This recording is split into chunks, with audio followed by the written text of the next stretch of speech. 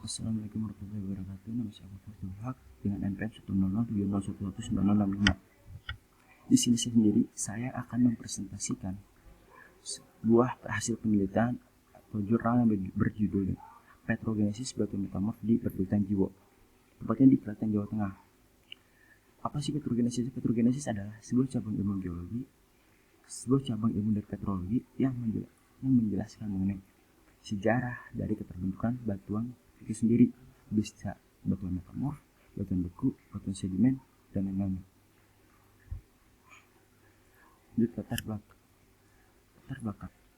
belakang di mana Perbukitan Jiwo terletak di Kecamatan Bayat, Kabupaten Klaten, Provinsi Jawa Tengah, di mana litologi penyusunan Perbukitan Jiwo ini sangat bervariasi dan memiliki keunikan tersendiri, mulai dari terdapat batuan beku yang mampu batuan beku intrusi, ekstrusi, batu lalu ada batuan metamorf itu sendiri yang memiliki umur lebih dari 98 juta tahun yang lalu. Tidak sedikit batuan metamorf yang tersikap di daerah Bayat dan ditemukan di daerah bertebing maupun di tanah milik warga. Karena kurangnya ilmu pengetahuan yang dimiliki oleh warga sekitar dan tidak mengertinya akan hal sepentingnya singkapan tersebut bagi keilmuan geologi yang dimiliki oleh warga sekitar, sehingga warga sekitar tidak mampu untuk mengolah batuan tersebut menjadi sebuah nilai ekonomis, dan jarangnya penelitian terhadap batuan pratersier seperti batuan metamorf tersebut. Penelitian ini dilakukan dengan tujuan untuk mengetahui karakteristik batuan metamorf, mengetahui kondisi singkapan dari daerah penelitian tersebut, lalu mengetahui fase metamorfisi dan petrogenesis dari batuan tersebut, atau maupun dari geologi, bisa dilihat dari geologi di daerah tersebut gitu. Lalu kita lanjut ke metodologi penelitian. Metodologi penelitian itu di sini dilakukan survei secara langsung, yaitu kita harus datang ke lokasi penelitian, lalu kita mendeskripsikan secara objektif, sehingga kita mengetahui secara langsung, secara pasti, dan secara terdata bahwa di mana lokasi tersebut itu memiliki batuan metamorf dan memiliki struktur seperti apa, tekstur seperti apa, lalu keterbentukannya seperti apa, seperti itu. Hasil. Lalu kita hasil dari penelitian ini kita dibagi menjadi beberapa poin penting, itu ada 4 poin. Poin pertama itu ada kontak batuan metamorf yang batuan sekitar, atau bisa kontak batuan. Kontak batuan metamorf ini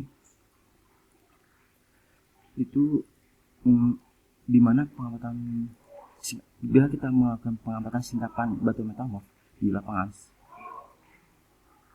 dan secara stratigrafi batuan metamorf adalah batuan yang paling tua yang saya tadi sebutkan, itu memiliki umur 98 juta tahun yang lalu. Dan secara stratigrafi itu kita bisa temukan di contoh di Gunung Jawa, Gunung Toba, Gunung Kapak itu terdapat batuan gamping, atau secara stratigrafi itu batuan gamping dan batu pasir yang dikelompokkan menjadi formasi ungkal gamping. Formasi ini memiliki keunggulan tidak secara batuan metamorf dan bisa diidentifikasi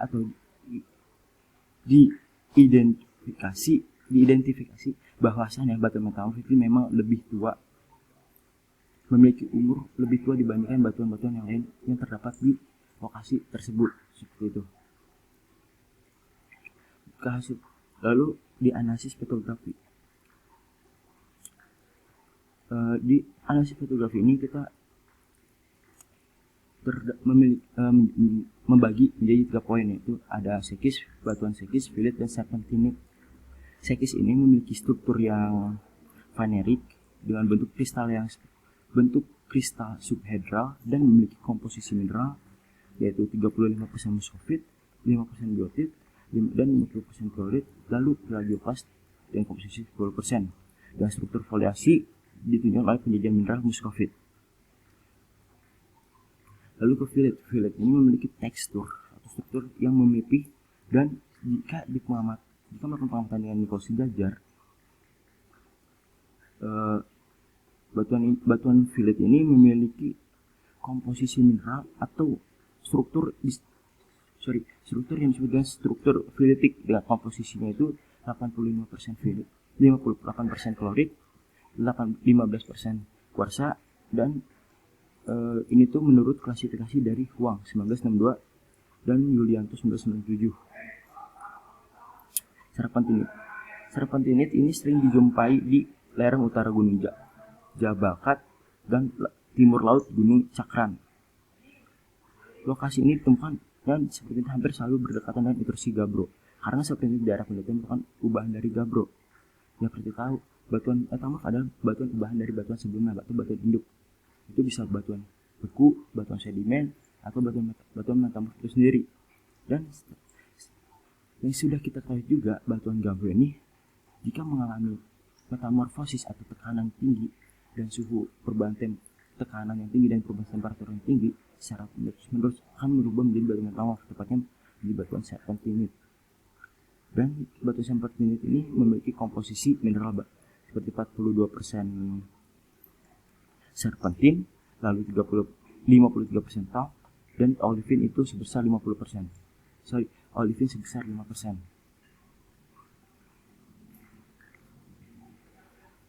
Dan lalu kita masuk ke poin ketiga, yaitu petrogenesis dan fasis. Petrogenesis dan fasis ini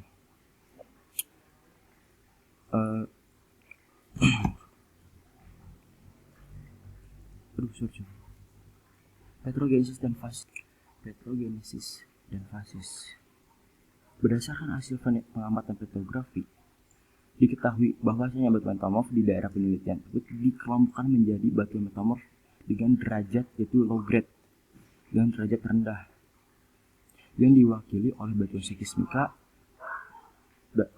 sekis klorit, dan filit. Hal ini terutama pada struktur, tekstur, dan mineralogi pada batuan metamorf tersebut. Berdasarkan hal tersebut pula dapat diinterpretasikan bahwa otolit batuan metamorf di daerah penelitian ini adalah batuan dengan ciri asal darat seperti batu lanau, batu lempung.